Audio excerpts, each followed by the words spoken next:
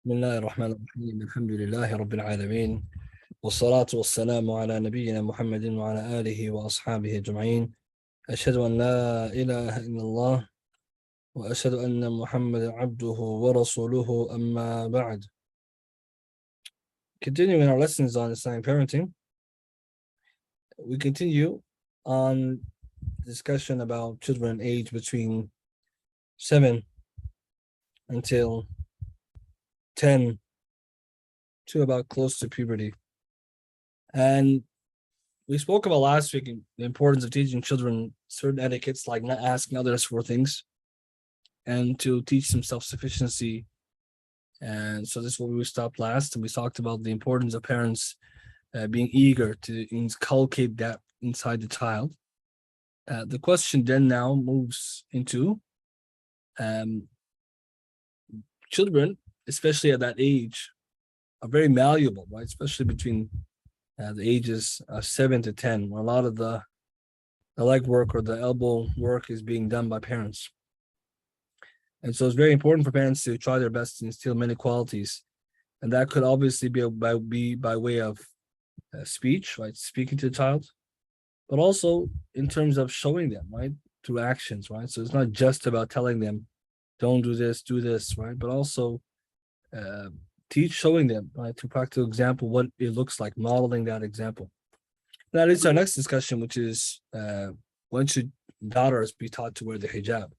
So if a parent has a daughter, obviously this is going to be a conversation specific to them, which is the age which a girl begins wearing the hijab.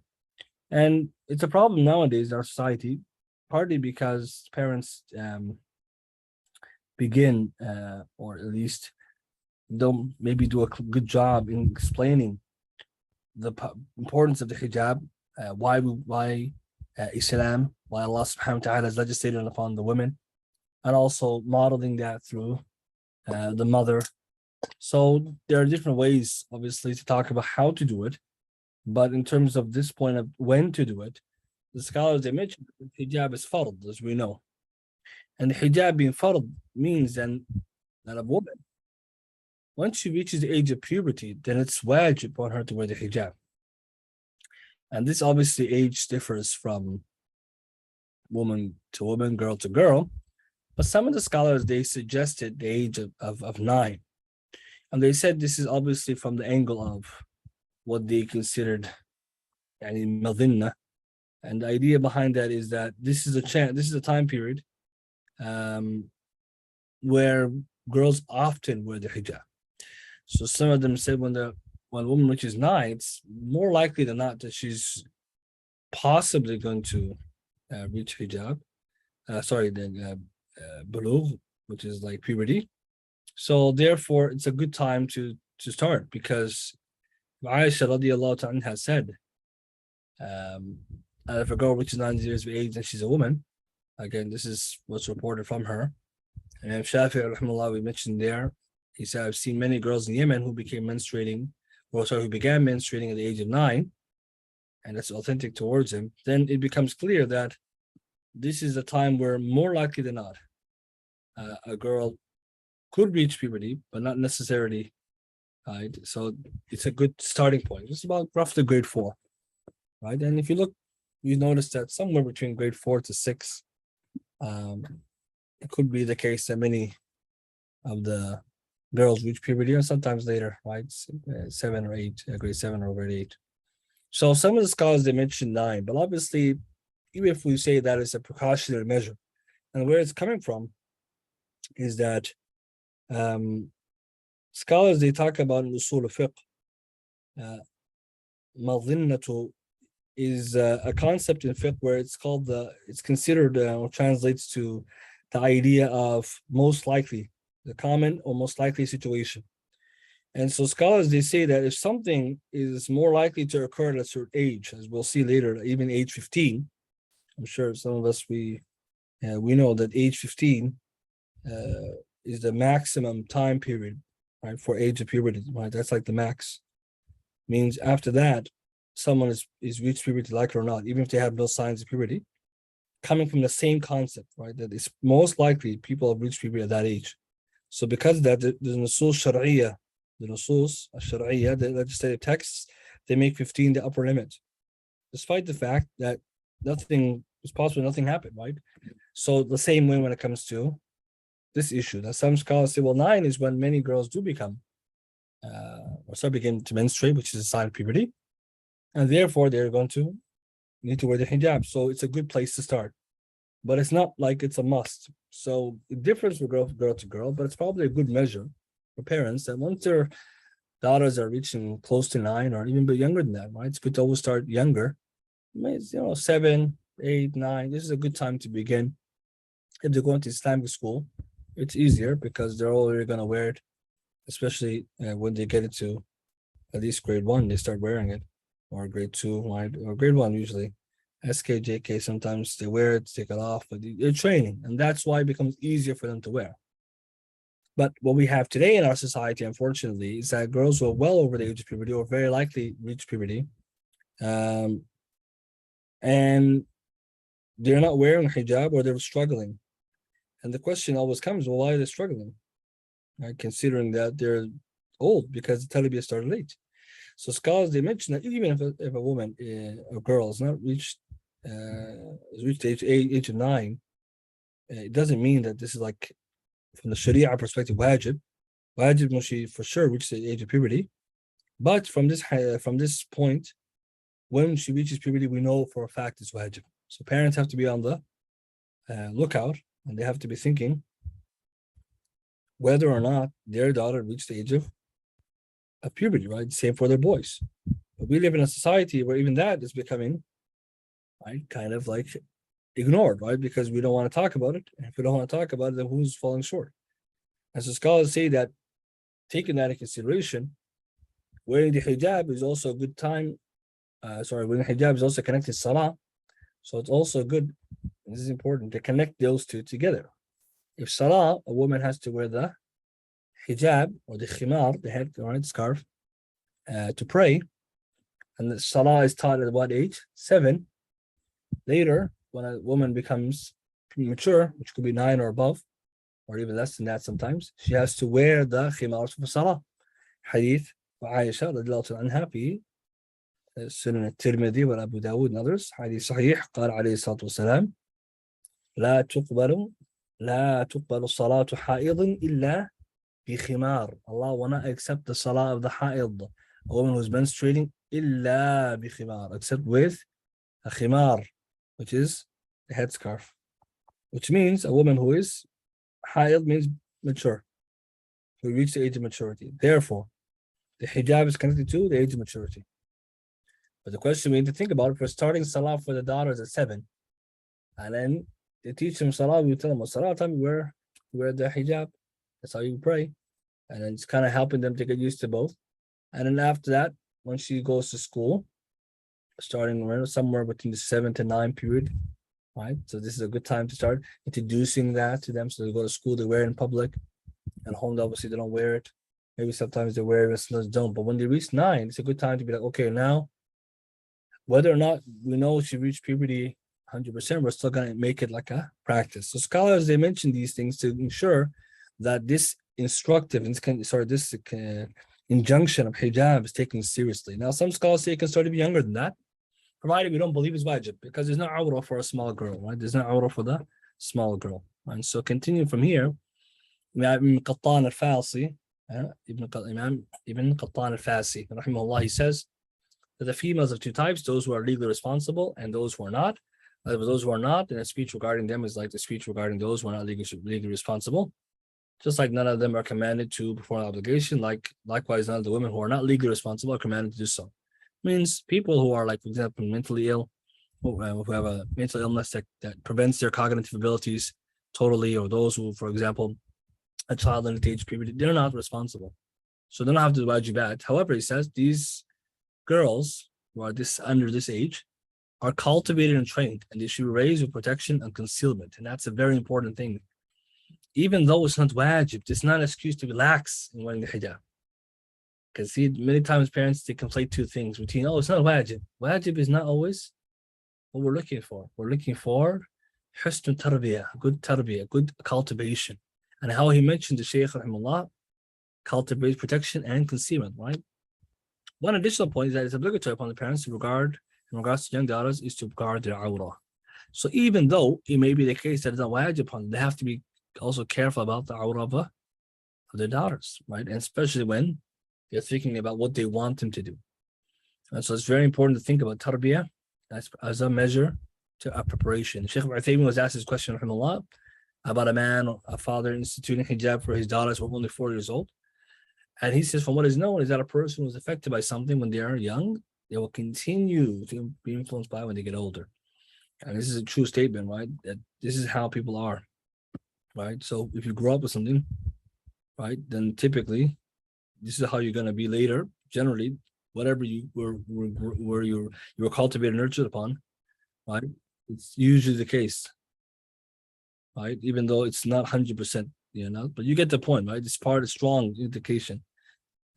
And so the Arab, because of this, they mentioned, right?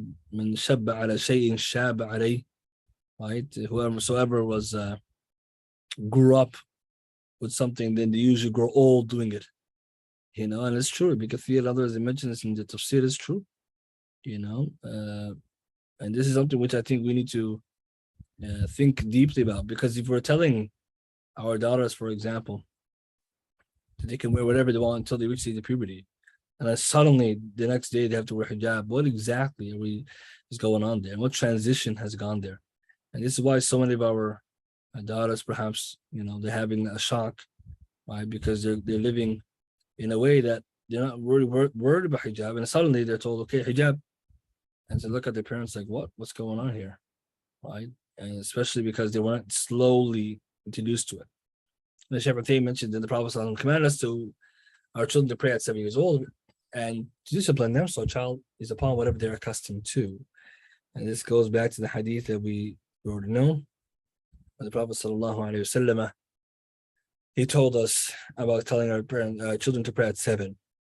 Likewise, the permanent committee, the Daima said, it's necessary for him, the parent, to train the daughter to wear hijab before the puberty so that she's accustomed to it, and so that is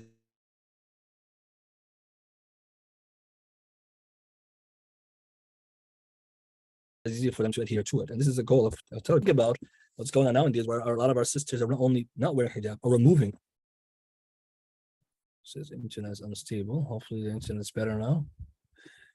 We have this problem where their sisters are not only not wearing hijab, they're removing it. And the question comes, well, where is this movement coming from? Right? Not only are they being negatively influenced by social media, right, influencers, and also the friend circles which they keep, who may or may not wear hijab, and therefore are undermining and also counteracting the good tarbiyah the parents are trying. It could also be the fact that the parents sometimes did not ease or make a transition to hijab. So think about that, right? And that's why it's important, as we remember this hadith of Muawiyah ibn Sufyan radiallahu anhuma, and the Prophet said, Al-khayru aad, good is a habit. It's a powerful hadith that we always have to think about, getting our kids and the parents getting children accustomed to something. Start early, not late. And training a young girl to wear hijab without forcing her to do so is a good practice. And forcing is different. Not telling her you have to wear it if she's not age puberty, it's not right. She doesn't have to wear it. It's good for her to wear it. Once you reach the age of puberty, that's the haqq on her to wear it from Allah subhanahu wa ta'ala, not from the parents. And cases may also be that sometimes there's a mixed messaging going on. And the mixed messaging can come from the mother.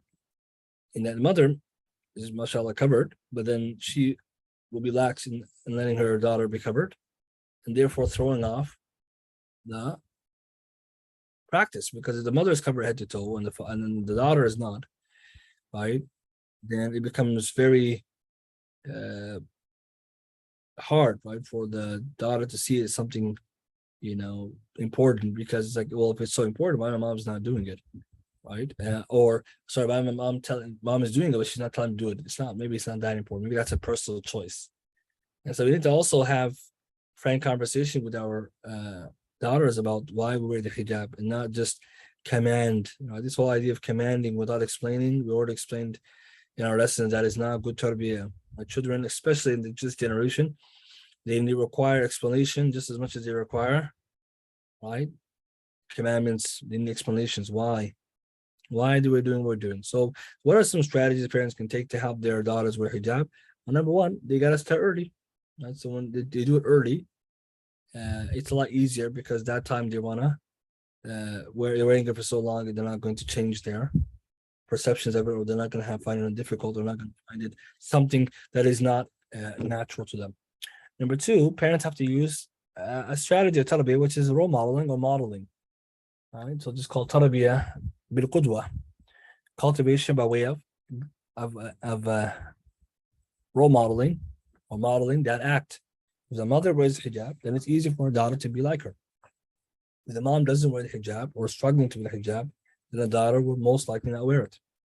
And even though it's possible that the daughter later on will grow up to wear the hijab, and there's many examples of that, it is more likely than not that when a mom wears hijab, that her daughter wears it. That is more likely than the other way around. So a lot of times the mother, and we spoke about this in the beginning of this series, the mom and the dad play a significant role in the righteousness of their children. If the mom and dad are wearing, practicing deen and wearing Islamic clothing and garb and staying away from the haram, and then it's easy for the children to do that, right? And if they're not,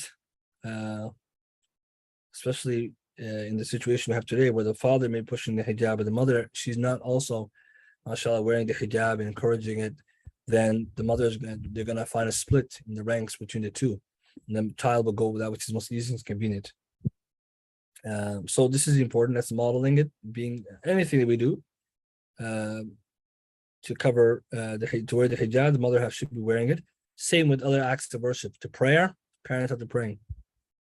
Right? And this goes without saying, right? But we already mentioned before that social reproduction is real. That children mimic their parents, like it or not. Right? And if we don't realize that already, many of our children, our youth, maybe, just maybe, one of the challenges that they're having is that they can't reconcile between what is being taught to them in Islamic schools or the madaris and what's going on at home. And this mixed messaging and this confusion that's being created in them can create dichotomy in their mind. You can also create dual identity. And many of our children suffer from that, especially those who are older, because when they grow up and they're continuously seeing what's being practiced at home and what is being practiced in the masjid, what's being told to them at home, or what's being told in the masjid, or the other such examples, that they just feel like, maybe this is just all a choice, or there's a difference of opinion, or whatever it may be. We also need to think about when it comes to the hijab explanation. We need to explain what's the hikmah. Why does, for example, you, the daughter, have to wear it, not your brother? Kids nowadays, right? They are inquisitive, and they're not going to accept the fact that, you have to wear it because you have to. Yes, that is the correct answer. Allah said so. Why? That's a question, right?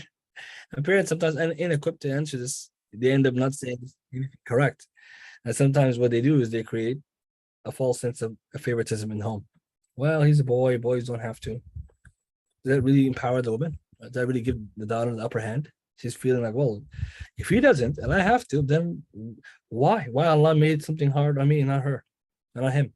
Because again, they're looking at it from one angle. They're looking at it from the angle of the outcome, not behind the wisdom and what it is, what it means to be, all right, a woman. Not also the idea that boys also have to have a certain dress code, but it's not hijab, and that's because we have to teach them. Why the Prophet ﷺ, his daughters, his wives, all covered, and the covering is because you're special, right? We don't want, at home you can show us your beauty, but not when you go outside, right? Only girls can see your hair, not the boys.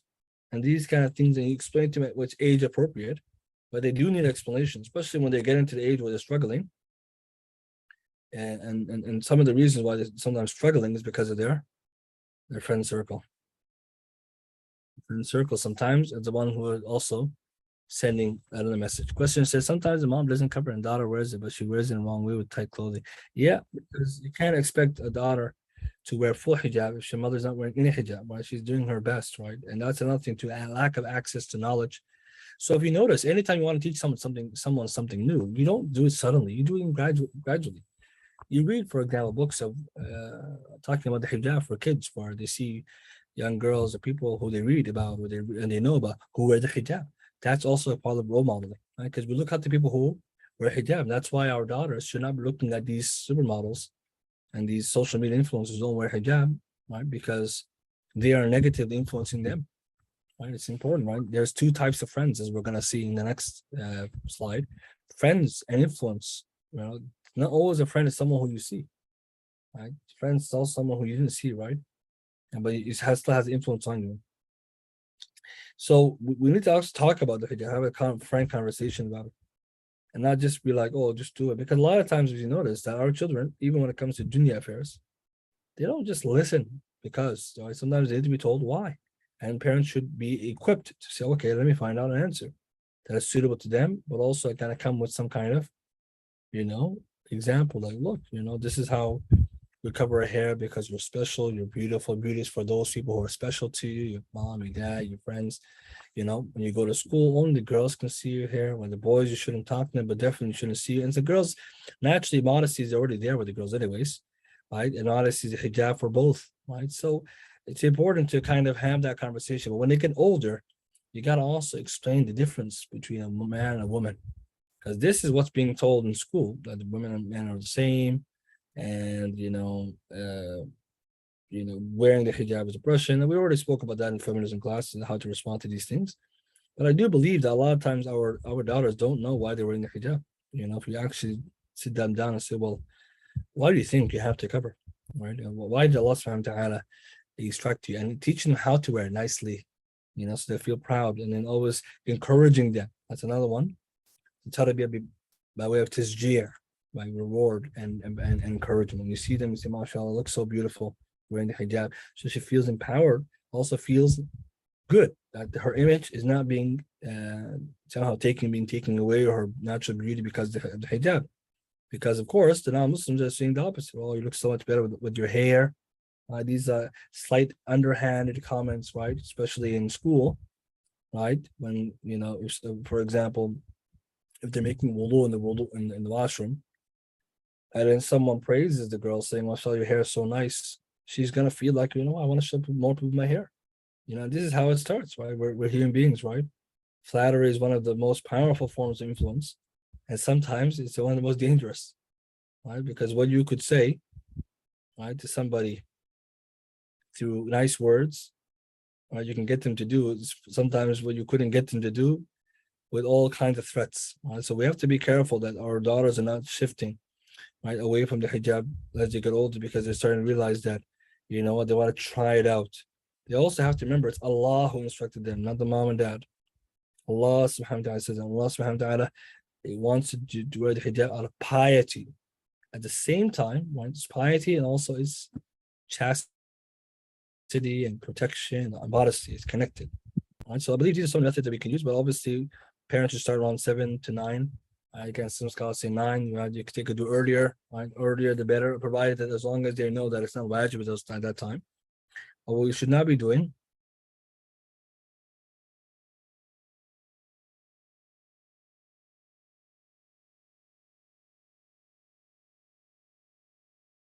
is waiting till they get to older age, still not comfortable in the way they look at the hijab. Might be wearing it loose or open. Nowadays, a lot of sisters, or especially younger girls, are wearing it with draping like a scarf, or kind of like like a kotra or something like that. It's just like hanging. The neck is showing. Sometimes the hair, parts of the hair. This is the aura, al-mar'atu aura. Or sometimes they're wearing it, in the turban style. These are different things that we have to empathize why they're doing this, right? So we shouldn't always just be like, do it and wear it, but why?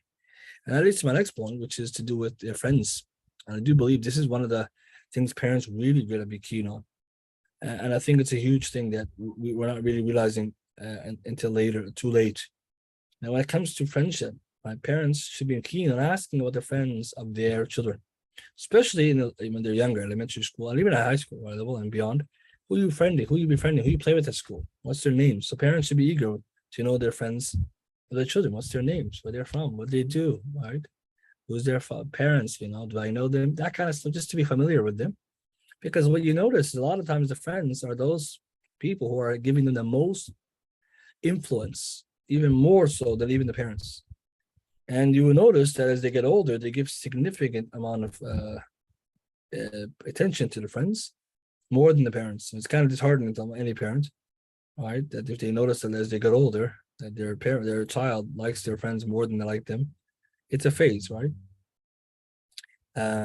But you notice that this is one of the challenges. But parents also have to be on point. They gotta know what's going on. And so there's a hadith, it's da'if hadith, but Allahu A'lam, perhaps the meaning is true in the sense that that it is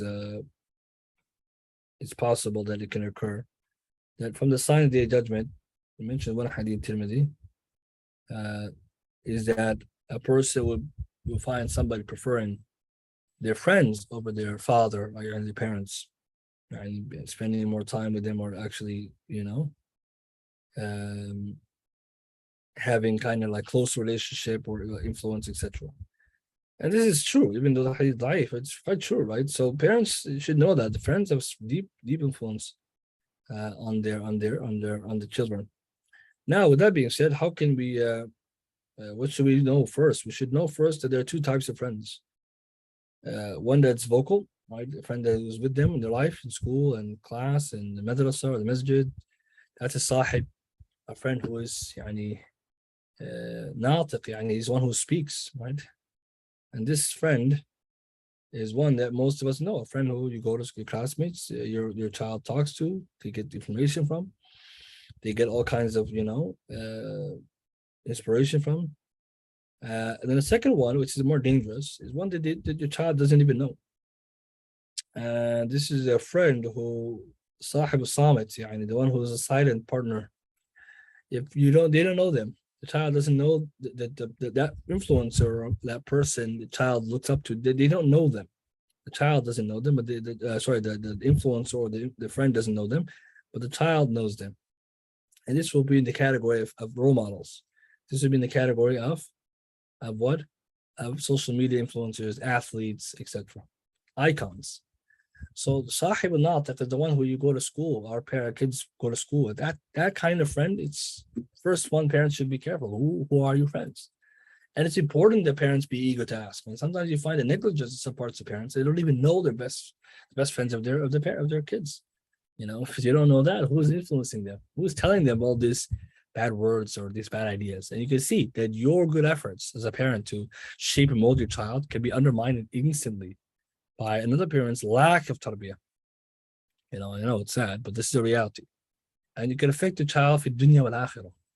In the ayah here is Surah Furqan, Allah mentions subhanahu wa ta'ala, Surah Furqan, ayah 27. And remember the day when the zalim, the oppressor, will bite his hand and say, oh, I would have taken a path with the messenger. And I think the ayah before it, which I should put in there, is that he's the ayah after, he says that I wish I didn't take Fulan and Khalila. I wish I didn't take so-and-so person as a friend, because that person took me away from the way of the Prophet ﷺ. And this is interesting that Yawm al-Qiyamah friends will be like this, right? That they, instead of supporting one another on a day when you need your friends the most, they're the most useless, right? Because that's not a true friend. So that's for the akhirah. For the dunya, we also know that a friend is what another friend will be following. حديث أبو هريرة رضي الله تعالى عنه النبي صلى الله عليه وسلم said المرء على دين خليله فلينظر أحدكم من يخالل. That a man follows the religion of his friend, that so each one of you should consider whom he takes as a friend. If you think deeply about this hadith as well, you can see that like minds and those who are not like-minded, they have a kind of connection. Those like-minded people come together, and those who are not like-minded and don't have shared interests are separated.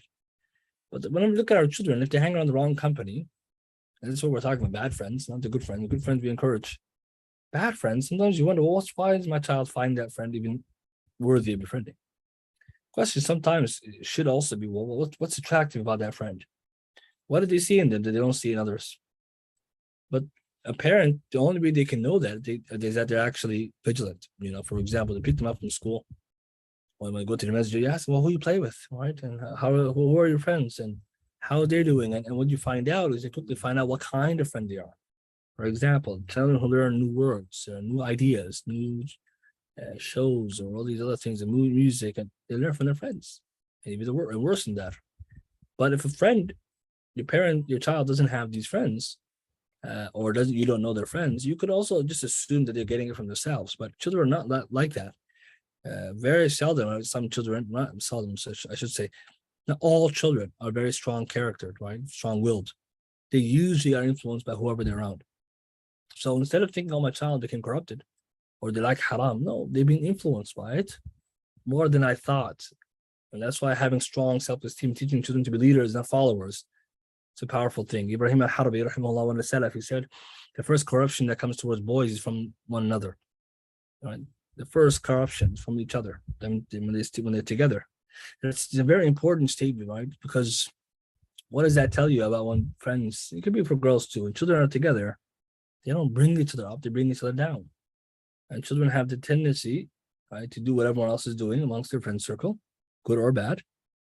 And it could also be where they learn some things that you deliberately chose not to teach them. Right? And now we're talking about maybe later about bullying, right? Because bullying is also what happens in schools, and it's past and present. And how do you stop children from bullying?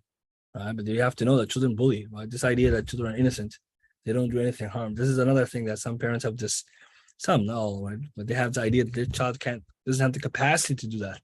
No. Even the best of children can bully another child, right? Why? Because bullying itself is a behavior that comes due to what a child sees, learns, and wants. It's not something unnatural. Children bully each other, even the good ones, right? It's just how there is. So friends, good friends, encourage them upon khair. And we know the hadith about the perfume seller and the musk seller. What we need to tell our kids before we find in the wrong crowd is who to befriend. You see, sometimes the kids, when they go to school, they don't know who a good friend is and a bad friend is. And it's important that parents have a lot of responsibility. So when they're sending them off to school, let's say they're going to Islamic school or public school or even a madrasa, because yes, even in the madaris, many of the madaris, there's bad kids there, or really bad kids, even they memorize the Quran, but still they're bad. So you have to tell your kid, when you're going there, watch out, I want you to befriend someone like this, and this. The one who reads Quran, there's good prayer salah, they're wearing good clothes or they're in Islamic clothing, they don't speak bad words.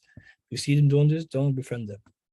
And you got to teach your child to be able to speak up for themselves, not to be scared, to say, to stay away from people or to be confident, okay, that's a bad friend. Sometimes our children lack even the capacity to do that, only because they've been told, and it's interesting, that this is happening, right? So much that you wonder, are kids really so eager for belonging they're going to hang on bad friends, or is it when they find that group of people who they're studying with happen just to be troublemakers? The child should distance themselves from them, knowing that that's better, right? And I think it's important parents have that kind of criteria with them before, and we'll talk about maybe later what's the criteria of a good friend: good aqeedah, good akhlaq, right? Good ambitious, etc. There's certain ulama have gathered some of the good qualities of a good friend. But they should know that when you have a friend, if your friend is not doing the things that you're doing, good things, you shouldn't be friends with them. Look out for friends who are actually beneficial to you, who are doing what you're doing, who have, mashallah, good manners, because you want them to copy them. But you don't want them to just go to school and find a crowd and say, oh, that's my friend. Because sometimes kids mistaken friends for someone who's got their back, just there with them, or friends because of proximity. We go to the same school together, we walk to school together, right? Well, that's not a dalil for a good friend. You want to have a friend who actually can say this is a good friend and there's a reason for it. And so even you can see some of the Salaf, they would make dua, right, for to have a good friend, right? And the idea behind it is that you want to follow the hadith of Rasulullah in that regard. Now the question now we should explore a little bit is what happens if your child is now in bad company. They got into the bad circle, their classmates are bad, they're befriending them, right? This is a question that parents need to work with once it already happened. So the first thing is that if you find your child in amongst bad friends, then the first thing you should ask is, why are they there? This is a symptom of something inside the child. Okay, it's a symptom of something inside the child. And it means that if somebody finds a bad friend, they either are looking up to them, are attracted by certain their qualities or behaviors, or are just looking for something. So if a parent, for example, talks to their kids and they find, hey, you hang around some bad people, right? Then what they should do is ask, well, okay, why do you befriend them? Why do you think they're good friends? Why do you want to hang around those people? And investigating this is helpful because it can also show you what's going on in a child. Children are not, naive. They do know when somebody is not a good person or is doing trouble. Because, when they, for example, they're often doing trouble. They know that. But the difficulty they're having is why can't they just say, okay, I can't hang around this person anymore? So sometimes a child is doing this because they're looking for belonging, or maybe they feel weak and they hang around these troubled kids to get strength, or the perception of strength. Maybe the child grew up as a single child, so they naturally follow looking for belonging, identification. So whoever is there for them, they're going to go for it. Doesn't matter if they're good or bad. Yep, you notice this, right? Children who grow up single as a single child, they're more clingy, right? And then children who grow up with other siblings, because they don't have that companionship, either they can't, it's hard for them to find it, or they're looking for any companionship they can get. And then I've seen this by my own self with some of the students that if they don't have a lot of siblings, they don't have the kind of like ability to be independent. They always want to be in the crowd. So these are questions that parents should really look into. Okay, so why is my child finding that? And you talk to the teacher, you talk to the principal, you talk to your spouse, and say, okay, what's going on? How come he's hanging around those people? Also, I'll find alternatives for them. But it is very important that the parents do that, try to find out why. Because if the why is not being answered, it's not being removed, right? Then what's going to happen is the child is going to keep going, hang around that group until it's too late. And if you and I, for example, are telling our kids to hang around good people because we're good people, right? We're trying to be good people. It's easy for us to say that now in our present state because, mashallah, we're trying to practice deen. But when a child is young, deen is not the most important thing. They're looking for other things. So you have to try to make sure that, hey, look, if you have, you want to have a good social standing, you want to be successful, hang around these smart kids, the practicing kids, the kids who are, mashallah, and those good, that's what's going to make you proud, especially if a child feels that way. If they feel good about who they are, if they're happy, and then they feel content in the faith that they're upon because their parents have put that in them, then they're naturally inclined towards kids like that. But if they got something going on inside of them, then obviously when they go to find other friends, they're going to find someone who's going to fix what which is they're missing. And it's also for adults too, us included. Yeah, we don't befriend people just because we're blind by their behaviors. No, we befriend them for reasons that we are looking for. And here's now the dalil. I didn't have time to translate it, so I'm gonna break it down. Well, first I should bring the hadith. There's a hadith, Aisha radiallahu anha, right? Where the Prophet sallallahu alaihi wasallam, he mentioned the example of a good friend and the nature of human beings. He said, it's also hadith Hurairah, أرواح جنود مجندة ما تعارف منها ائتلف وما تناكر منها اختلف. That the souls are like soldiers or troops who are conscripted or coming together.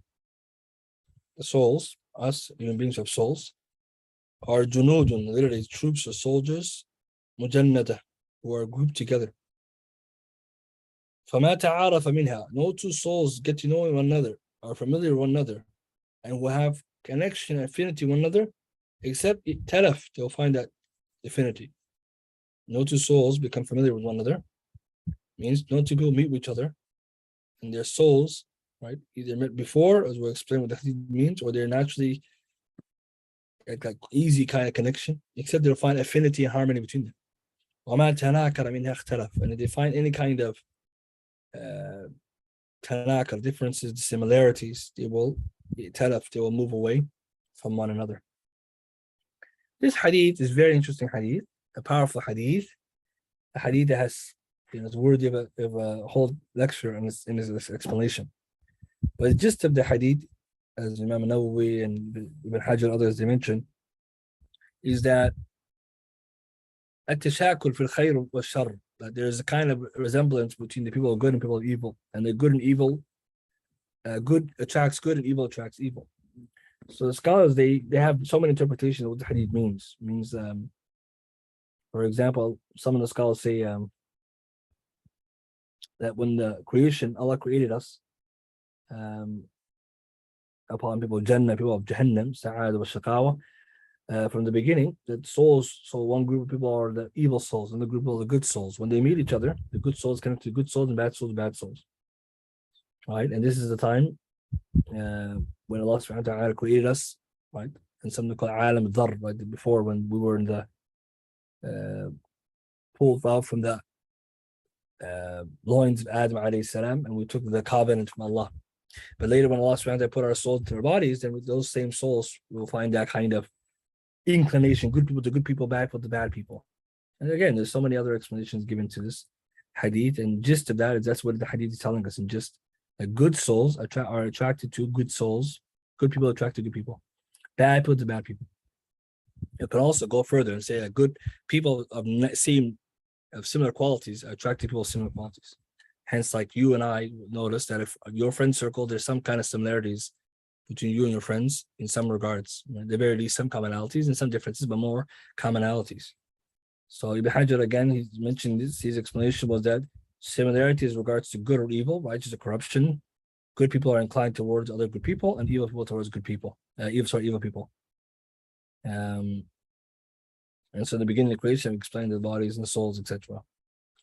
And also they mentioned that at that period when Allah subhanahu wa ta'ala took formed our souls before our bodies were formed, and later on our souls and the bodies then we formed again together. At that time period earlier, they say this is proof that at that time souls used to go about, and then of course those who met and have found affinity and those who didn't. That's another explanation. So ultimately, what does it show us about friends? This is right now, I'm not explaining the hadith. I want to explain this point here. Ibn Jawzi here on the screen, remember the Jawzi, he says, يستفاد من حديث بعد حديث أرواح جنود مجندة أن الإنسان إذا وجد من نفسه نفرة ممن له فضيلة أو صلاح. So he says here, Ibn Jawzi, and Ibn Hajar cites his Fath al-Bari, that whomsoever, from the hadith we benefit, that whomsoever finds in himself or herself a type of nafra, a kind of like aversion to the people of virtue and righteousness, فينبغي, it's necessary, أن يبحث عن المقتضي لذلك, then it is necessary that he researches and investigates the cause for that. يسعى في إزالته, so he can remove it quickly. حتى يتخلص من الوصف المذموم, until he can be removed or take away from himself, get rid of that bad quality. وكذلك القول في عكسه, likewise we say about the opposite. So what does that mean then? If you find someone then finding affinity, harmony, attraction, and nearness to the people of evil, then it's necessary he researches what's going on inside of him. And he can only be certain things, right? Conclusions. One, that he's evil likewise, or maybe they have a quality that is attractive to me, that I want to have, but they're evil people, and I'm unfortunately looking for that quality in the wrong people. Or it could be that they exemplify or typify a certain kind of behavior that seems to me, Wallahu a'lam, seems to be attractive or masculine, or could be even for girls, could be successful, or or people will be inclined to whatever. They gotta clean it up. So why is this important benefit? This benefit is taken from Sheikh Faisal Hashi's book. MashaAllah, Hafidhullah, has a really good book called Risala, a message to my child or our children. Right? Who's your friend? It's a really good book.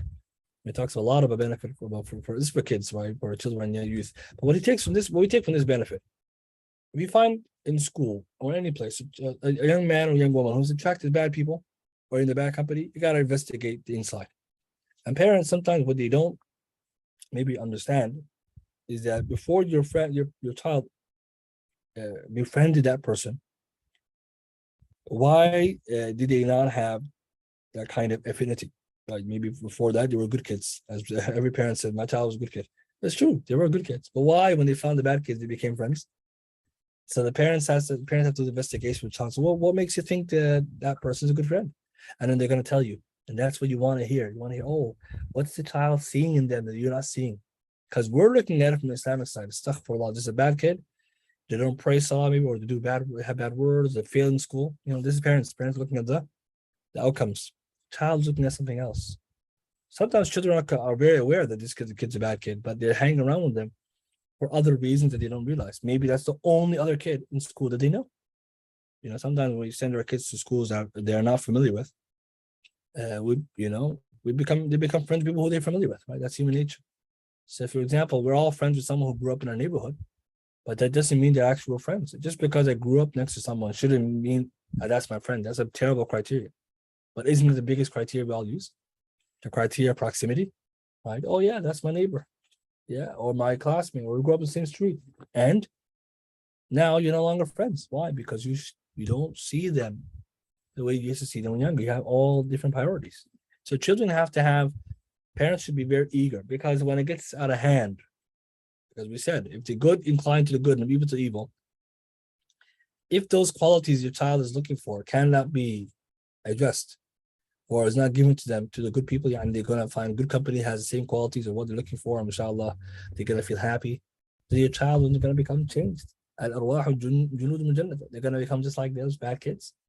And it's another thing to also think about, how the friendship issue is very interesting. As kids get older, they get more and more friends, but also more and more we can call sawarif, turners away, or external motivators, influencers. We'll talk about maybe next week. We'll get into more of the closer to puberty or puberty age.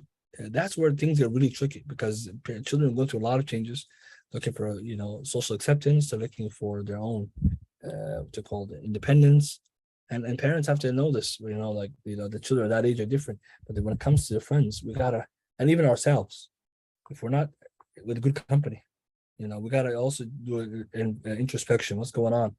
Why we like the good people, bad people?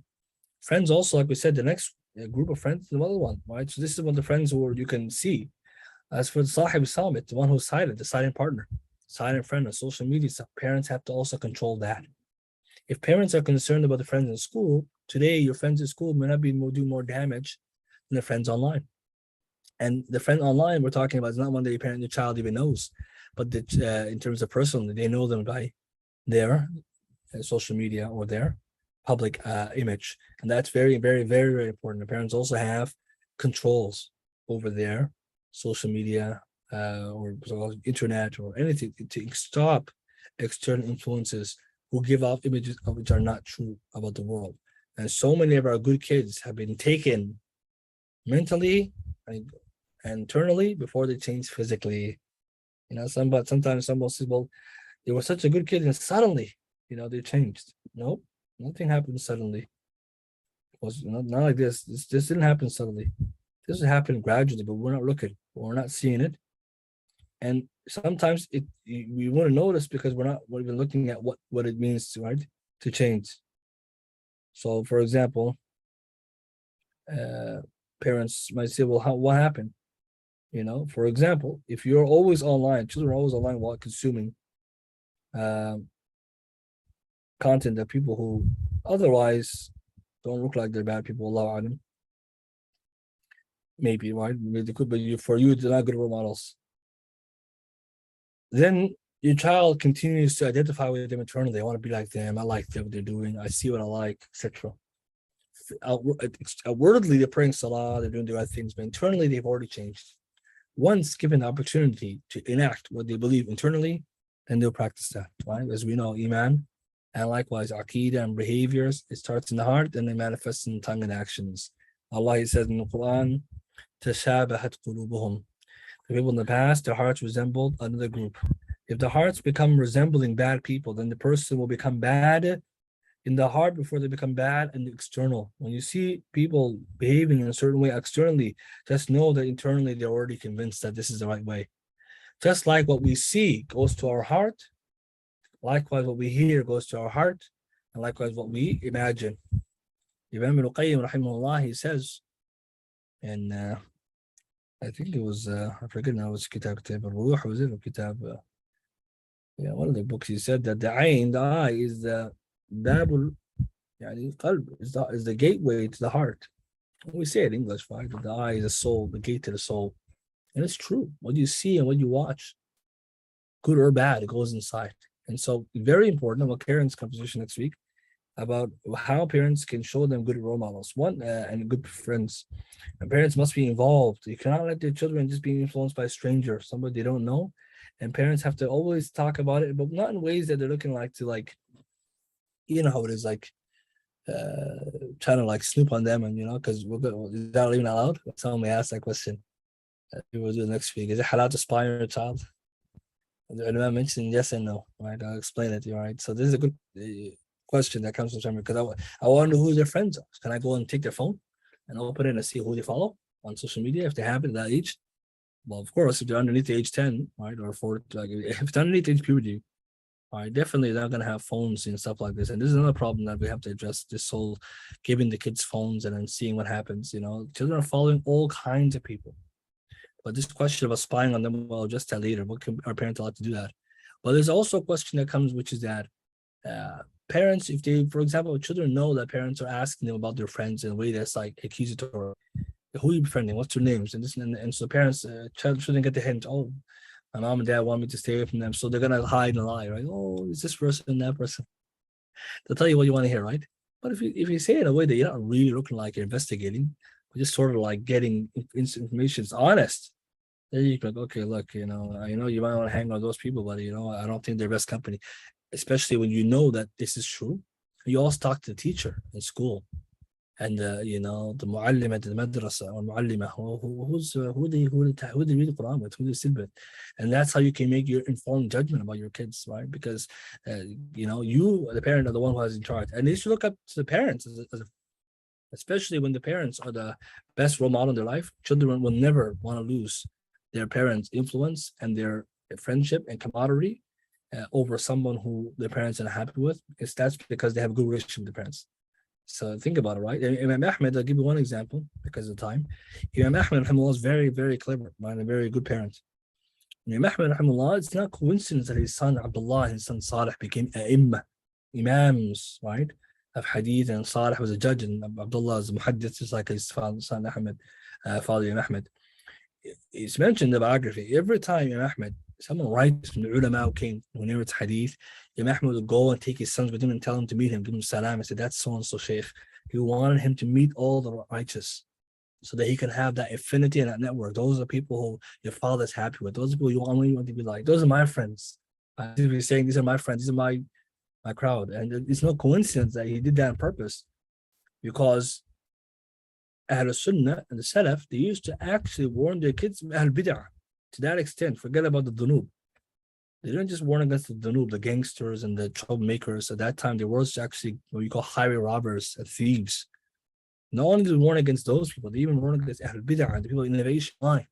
Because some of them understood that if my kid becomes a drug dealer, at our time drug dealer, that time highway robber, it's very bad. But you know what's the worst? When they become off the deen or become misguided in deen. So it's the same thing.